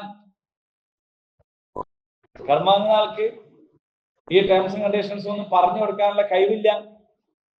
അതിനെ പറ്റിയൊന്നും എനിക്ക് അറിഞ്ഞൂടാ, ഞാൻ ആകെ കുടുങ്ങിക്കാണ്, എനിക്ക് എന്തെങ്കിലും പൈസ ഇപ്പൊ കിട്ടണം, അത് ഞാൻ ഇത്രാം തീയതി തരാം, എന്റെ മുതല് വിൽക്കാനുണ്ട്, പണ്ടം വിൽക്കാൻ വെച്ചിട്ടുണ്ട്, പറമ്പ് വിൽക്കാൻ വെച്ചിട്ടുണ്ട്, എനിക്ക് ഇതൊന്നും എഴുതാനെന്ന് അറിഞ്ഞോട്ടോ എന്നൊരുത്തം പറയാൻ, അല്ലെങ്കിൽ ഒരുത്തി പറയാൻ. അഞ്ചാം ദിവസമായി അറിഞ്ഞൂടാത്ത ഒരാൾ. അതെ, അതും നല്ലൊരു പോയിന്റാണ്. ഇനിയിപ്പോ അറിവ് പേരൊക്കെ ഉണ്ട്, പക്ഷെ ഇത് എഴുതാൻ അറിഞ്ഞൂടാ. ഇത് ഒരു ശൈലി തന്നെയാണ്. കാരണം എന്ന് പറഞ്ഞാൽ നിങ്ങൾ ആധാരത്തിന്റെ ശൈലി വായിച്ചിട്ടില്ലേ? ഇല്ലേ? ഇന്ന പറമ്പിൽ താമസിക്കുന്ന ഇന്നയിടത്ത് ഇന്ന ആളുടെ മകൻ, ഇന്നയാൾ, ഇത്ര വയസ്സ്, കച്ചവടം എന്നൊക്കെ പറഞ്ഞിട്ട് അതൊരു ശൈലിയാണ്. അതിന് അങ്ങനെ എഴുതുന്നത് അങ്ങനെ എഴുതിയിട്ടില്ലെങ്കിൽ മൊത്തം വായിച്ചു നോക്കിയാൽ ഇതിപ്പോ ആർക്ക് കൊടുത്താന്ന് വരെ തിരിയൂല. അതല്ലാത്ത എഴുത്താകുമ്പോ എന്താണ്, ആർക്ക് കൊടുത്തതാണ്, ആർക്കാ തിരിച്ചു കൊടുക്കേണ്ടത്, പൈസ കൊടുത്തോനെന്നേക്കും പിന്നെ മറ്റൊരിലേക്ക് കൊടുക്കേണ്ടി എഴുതി വന്നോക്കും അറിയില്ല. അപ്പൊ അറിവില്ല എങ്കിൽ, അങ്ങനെ എഴുതാൻ ശേഷിയില്ലാത്ത സാഹചര്യത്തിലാണെങ്കിൽ ചിലപ്പോൾ അത് മാറാം. ഇപ്പോൾ അദ്ദേഹം പൈസ ആവശ്യമുള്ള ആൾ ICUലായിരിക്കാം, വെന്റിലേറ്ററിലായിരിക്കാം. നാളെ അത് മാറി അയാൾക്ക് തിരിച്ചു വരാം, ഇയാളെക്കാൾ പൈസ ഉള്ള ആളാവാം. സാഹചര്യങ്ങൾ പലതും ഉണ്ടാവും. എന്തായാലും അപ്പോൾ ഈ ഇടപാട് കരാറാക്കുന്ന സമയത്ത്, എഗ്രിമെന്റ് എഴുതുന്ന സമയത്ത് അയാൾക്ക് അതിന് കഴിയുകയില്ല എങ്കിൽ പറഞ്ഞു കൊടുക്കണം, വലിയൂവിൽ അത് അയാളുടെ ഒരു വലിയ ഉണ്ടാവുമല്ലോ, ആ വലിയ ഇത് പറഞ്ഞു കൊടുക്കണം. എന്നാലും കൊടുക്കണമെന്നല്ല ഇതെന്റെ, എന്നാലും പൈസ കൊടുക്കുന്നവനല്ല ഉപാധികൾ എഴുതേണ്ടത്.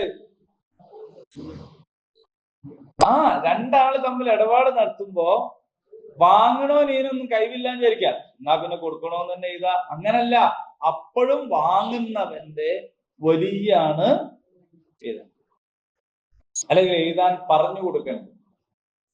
പറഞ്ഞു കൊടുക്കുക എന്നൊക്കെ പറയുമ്പോൾ നമ്മൾ ഓരോ വാക്കും പറഞ്ഞു കൊടുക്കുക എന്നൊന്നും അതിനർത്ഥമല്ല. പുതിയ കാലത്ത് ഇതിനൊക്കെ വളരെ കൃത്യമായ ഫോർമാറ്റ് ഉണ്ടാവും. അഗ്രിമെന്റ് ഒക്കെ അങ്ങനെയാണ്. ഇപ്പോൾ വാടക അഗ്രിമെന്റ് ഒക്കെ നമ്മളിപ്പോ ആദ്യം മുതലേ ആലോചിച്ച് ചെയ്തൊന്നും വേണ്ട, അപ്പൊ അവിടെ കമ്പ്യൂട്ടറിൽ ഉണ്ടാവും.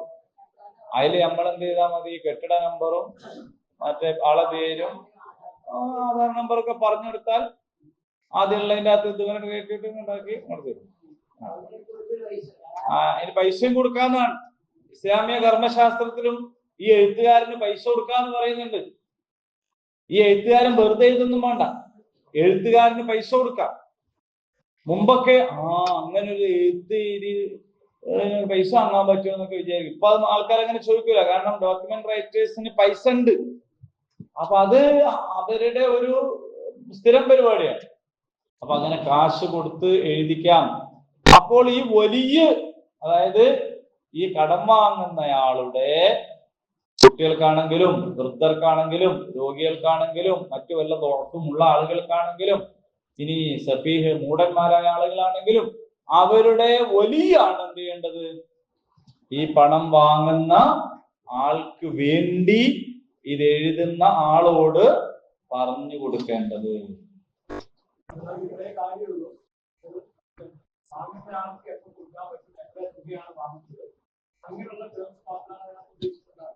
അങ്ങനെയുള്ള ടേംസ് മാത്രമായിക്കൊള്ളുന്നില്ല. ഇപ്പോ കടം കൊടുക്കുന്ന ആള് ആണ് എഴുതുന്നതെങ്കിൽ അയാൾക്ക് പലിശ നേർക്കുനേരെ ഇല്ലെങ്കിലും, പലിശ നേർക്കുനേരെ എന്തായാലും ഇല്ലല്ലോ, വേറെയും ചില ഉപാധികളൊക്കെ വെക്കാം. പല ജാതി ഉപാധികളും വെക്കാൻ പറ്റും. ഇതിന്റെ അകത്ത് പല ക്ലോസ് ഉണ്ടാക്കാൻ പറ്റും. അത് വാങ്ങിക്കുന്ന ആള് അന്നേരം ദുർബലനാണ്, അതാണ് ഇതിന്റെ പ്രശ്നം. ആ ദൗർബല്യമാണ് പ്രശ്നം. അതായത് നിങ്ങൾ നേരെ തിരിച്ചാലോചിച്ച് നോക്കും, ഇത് വാങ്ങുന്ന ആള് കുറെ കണ്ടീഷൻസ് വെച്ചെന്ന് വിചാരിക്കുക, പക്ഷെ കൊടുക്കുന്ന ആൾ ഒപ്പിടൂല. കാരണം കൊടുക്കുന്നവന്റെ അടുത്ത പൈസ, ഓന്റെ മുമ്പിൽ എന്ത് വരുന്നില്ല, ഒരു നിസ്സഹായാവസ്ഥ വരുന്നില്ല. അതുകൊണ്ട് ഓൻ വായിച്ചു നോക്കിയിട്ട് അവന് ബോധ്യാണെങ്കിലേ ഒപ്പിടൂ. അതുകൊണ്ട് വാങ്ങുന്ന ആള് എഴുതുന്ന എഗ്രിമെന്റ് നീതി പാലിക്കപ്പെടാതിരിക്കൂല. കാരണം കൊടുക്കുന്ന ആൾക്ക് അത് എഗ്രി ആണെങ്കിലല്ലേ അയാൾ ഒപ്പിടുള്ളൂ. അതേസമയം കൊടുക്കുന്ന ആളാണ് ഈ ഉപാധികൾ വെക്കുന്നതെങ്കിൽ വാങ്ങുന്ന ആൾക്ക് എതിർക്കാനുള്ള ശേഷി ഉണ്ടാവൂല. ആ സൈക്കോളജി അങ്ങനെയാണ്. വാങ്ങുന്ന ആൾക്ക് ഈ പൈസ എന്ന് പറയുന്നത് വല്ലാത്തൊരു സംഗതിയാണ്. ഞാൻ ആദ്യം വിചാരിക്കുകയായിരുന്നു ഈ പൈസക്ക് വോട്ട് വാങ്ങൂല, വോട്ട് ചെയ്യാൻ വേണ്ടി പറഞ്ഞിട്ട് പൈസ കൊടുക്കുക, അങ്ങനെ ഒരു പരിപാടി ഉണ്ടല്ലോ. ഞാൻ വിചാരിക്കുകയും അതിപ്പോ പൈസ വാങ്ങുന്നവരൊക്കെ പോലും ചെയ്യുമോ, പൈസ വാങ്ങിയിട്ട് വോട്ട് കൊടുക്കുക. അപ്പൊ നീ എനിക്ക് വോട്ട് ചെയ്യണം കേട്ടോ, 3000 റുപ്യ തരാം എന്ന് പറഞ്ഞാൽ 3000 വാങ്ങിച്ചിട്ട് മറ്റാക്കി എഴുതാപ്പോ ഇയാൾ അറിയോ? പക്ഷെ അങ്ങനെ ചെയ്യാൻ കഴിയില്ല. അതാണ് സൈക്കോളജി. അങ്ങനെ കഴിയില്ല. സാധാരണത്തേതിലും അപ്പുറത്ത് തട്ടിപ്പെടുത്താനുള്ള ശേഷിയുള്ളവനെ കഴിയും. സാധാരണക്കാർക്ക് കഴിയില്ല. അതാണ് സൈക്കോളജി. അതിന്റെ മുകളിലാണ് ഇവർ പിടിക്കുന്നത്.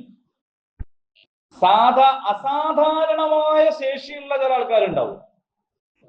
ഇപ്പോ ഒരാൾക്ക് ഇപ്പൊ പോലീസുകാരൊക്കെ പിടിച്ചാൽ ചോദ്യം ചോദിക്കുമ്പോ 1, 2, 3 ചോദ്യം ചോദിച്ചാൽ തന്നെ തിരിയും ഇത് ഇവൻ കളവാണോ സത്യമാണോ പറയണത്. എന്തുകൊണ്ടാ തിരിയുന്നത്?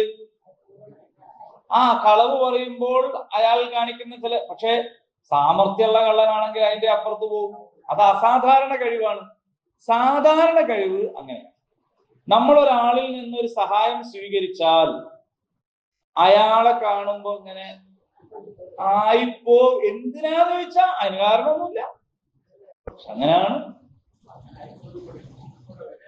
അതാണ് അതിന്റെ സംഭവം. അതൊക്കെ മനുഷ്യന്റെ മനഃശാസ്ത്രവുമായി ബന്ധപ്പെട്ട കേസാണ്. എന്ന് പറഞ്ഞാൽ പൈസ എന്ന് പറയുന്നത് മനുഷ്യന് മേൽ അത്രയും സ്വാധീനം ചെലുത്തുന്ന ഒരു സംഗതിയാണ് പൈസന്റെ ഇടപാട്. അതുകൊണ്ടാണ് ഇത്ര സൂക്ഷ്മമായിട്ട് അള്ളാഹു പറയുന്നത്. ഇപ്പൊ കടം കൊടുക്കുന്നവനാണ് ബാധ്യതകളെ കണ്ടീഷൻസ് എഴുതി ഉണ്ടാക്കുന്നതെങ്കിൽ വാങ്ങുന്നവൻ അതിനടിയിൽ ഒപ്പിടാൻ നിർബന്ധിതനായി ഒപ്പിട്ടു പോകും. ഈ വാങ്ങുന്നവനാണ് ഉപാധി വെക്കുന്നതെങ്കിൽ കൊടുക്കുന്നവൻ ഉത്തമർണനാണ്. അവൻ എന്ത് ചെയ്യൂല? എല്ലാത്തിനിടയിലും ഒപ്പിടൊന്നുമില്ല. അത് വായിച്ച് ബോധ്യപ്പെട്ടതിന് ശേഷമുള്ളൂ ഒപ്പിടുള്ളൂ. അപ്പൊ രണ്ടു കൂട്ടർക്കും നീതി കിട്ടും. അല്ല, ഞാൻ ആദ്യം പറഞ്ഞു. അതായത് എന്ത് സംഗതി കടം വാങ്ങുകയാണെങ്കിലും ഇതൊക്കെ ബാധകമാണ്. ഇനി ചെറിയ ചെറിയ ചെറിയ കൈവായ്പകൾക്ക് ഇത് ഇങ്ങനെ തന്നെ വേണോ? ഒരു എഴുത്തുകാരൻ എഴുത്ത് സാക്ഷികൾ അങ്ങനെയൊക്കെ, സാക്ഷിത്വത്തെ കുറിച്ച് ഞാൻ പറഞ്ഞിട്ടില്ല, നമുക്ക് അടുത്ത ക്ലാസ്സിൽ പറയാം, കഴിഞ്ഞ സമയം. അപ്പോ എങ്ങനെയാണ് സാക്ഷി നിൽക്കേണ്ടത്, എന്താക്കണം എന്നൊക്കെ ഇതിൽ പറയുന്നു. അപ്പൊ എന്താണെന്ന് വെച്ചാൽ ചെറിയ കൈവായ്പ 500 രൂപ ഞാൻ എടുത്തുണ്ട് കേട്ടോ എന്ന് പറയാൻ പറ്റൂല. ഇങ്ങനെ അങ്ങോട്ടും ഇങ്ങോട്ടും ചെറിയ ബുദ്ധിമുട്ടില്ലാത്ത രീതിയിൽ അങ്ങോട്ടും ഇങ്ങോട്ടും വാങ്ങുന്നതിനൊന്നും എന്തില്ല, ഒരു സംഗതി ഒന്നും ഒരു കുറ്റമൊന്നുമല്ല. പക്ഷേ വാങ്ങിയാൾ നിഷേധിച്ചാൽ, കൊടുത്താൽ നിഷേധിച്ചാൽ അപവാദം പറയാൻ പാടില്ല. അതും നിങ്ങൾ എന്ത് ചെയ്തോളണം. കാരണം അതായത് ഇസ്ലാമിക കോടതിയുടെ ഒരു സംഗതി എന്താ വെച്ചാൽ തെളിവ്, ഭൗതികമായ തെളിവ് അനുസരിച്ച് വിധി പറയുള്ളൂ. നബി സല്ലല്ലാഹു അലൈഹി വസല്ലമയുടെ അടുത്ത് വന്ന പല കേസുകളും റസൂൽ പറഞ്ഞിട്ടുണ്ട്, ഞാൻ നിങ്ങൾ കാണിക്കുന്ന പ്രത്യക്ഷ തെളിവ് വെച്ചിട്ടാണ് വിധി പറയുക. ആരെങ്കിലും കൃത്രിമമായ തെളിവും കൊണ്ടാണ് വരുന്നതെങ്കിൽ അവർ എൻ്റെ അടുത്ത് നിന്ന് നരകത്തിന്റെ കഷ്ണം വാങ്ങിയിട്ടാ പോണത് എന്ന് ഓർമ്മിക്കണം. ഞാൻ നബിയാണ്, എനിക്ക് വഹി കിട്ടുന്നുണ്ട്, അതുകൊണ്ട് നിങ്ങൾ വന്നാലേ എനിക്ക് മനസ്സിലാവും, അങ്ങനൊന്നല്ല പറഞ്ഞു. ഇനി അതും അല്ലെങ്കിൽ എനിക്ക് ആളെ കണ്ടപ്പോ തന്നെ മനസ്സിലായി, ഇങ്ങനൊന്നുമല്ല പറഞ്ഞത്. എന്താ പറഞ്ഞത്? പ്രത്യക്ഷ തെളിവനുസരിച്ചാ വിധിക്കുക. അപ്പൊ ആ തെളിവിൽ 500 രൂപ ഞാൻ ഒരാൾക്ക് കൊടുത്തു, അയാൾ പറയണം എനിക്ക് തന്നില്ല, ഞാൻ പിന്നെ കൊടുത്തു എന്നാണ് പിന്നെ നടക്കരുത്, കാരണം എൻ്റെ അടുത്ത് തെളിവില്ല. അപ്പോ അത്യാവശ്യം അങ്ങോട്ടും ഇങ്ങോട്ടും അതൊക്കെ മനുഷ്യന്മാർ തമ്മിൽ സാധാരണ നാട്ടിൽ ചെയ്തു വരുന്ന രീതിയാണ്. എന്തെങ്കിലും അങ്ങോട്ടും ഇങ്ങോട്ടും ഒരു കൈവായ്പ എന്നതിന് പറയല്ലേ, കൈവായ്പ എന്ന് തന്നെ പറയാം. അപ്പൊ അതൊക്കെ അങ്ങോട്ടും ഇങ്ങോട്ടും നടത്തുന്ന ചെറിയ ചെറിയ സംഗതിയാണ്. അതിനൊന്നും ഇങ്ങനെ എഴുതി വെക്കാൻ നിർബന്ധമില്ല. അതേ സമയത്ത് എഴുതി വെക്കാത്ത കാര്യത്തിൽ പിന്നെ ആർഗ്യുമെന്റുമായിട്ട് പോകരുത് എന്നതാണ്. ഇപ്പൊ പിന്നെ കുറെ കാര്യങ്ങൾ ചെയ്യാൻ പറ്റും. നമുക്ക് ഗൂഗിൾ ചെയ്ത് കൊടുത്താൽ മതി, ഒരു തെളിവാണ്. പൈസ കൊടുക്കുന്നതിന് പകരം ഗൂഗിൾ ചെയ്ത് കൊടുത്താൽ തെളിവാണ്. പിന്നെ നിങ്ങൾ മോന്റെ അടുത്ത് കൊടുത്ത 5000 രൂപ എൻ്റെ അടുത്ത് കിട്ടി, ഇൻഷാ അല്ലാഹ് 3 മാസം ഞാൻ തരാം എന്ന് വാട്സപ്പ് മെസ്സേജ് അയച്ചാൽ മതി, അതൊരു തെളിവാണ്. അതവിടെ സ്ക്രീൻഷോട്ട് എടുത്ത് കൊടുക്കാം. അങ്ങനെ ചെറിയ ചെറിയ സംഗതിക്കൊക്കെ ചെയ്യാൻ പറ്റും. അതൊക്കെ പുതിയ കാലത്ത് ഉള്ള സൗകര്യങ്ങൾ നമുക്ക് ഉപയോഗപ്പെടുത്താൻ പറ്റും. എന്തായാലും മനുഷ്യന്റെ അഭിമാനം പവിത്രമാണ്.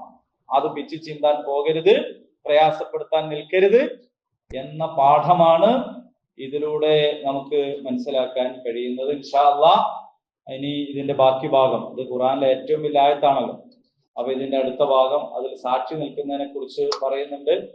ഒരു പുരുഷനും അല്ല 2 പുരുഷന്മാര്, ഇനി അങ്ങനെ 2 പുരുഷന്മാരെ കിട്ടിയില്ലെങ്കിൽ ഒരു പുരുഷനും 2 സ്ത്രീയും എന്ന് പറയുന്നുണ്ട്.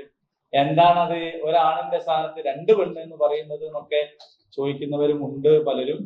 ഇൻഷാ അല്ലാഹ് നമുക്ക് ചെറിയ തോതിൽ പഠിക്കാൻ ശ്രമിക്കാം. അള്ളാഹു തൗഫീഖ് ചെയ്യുമാറാകട്ടെ.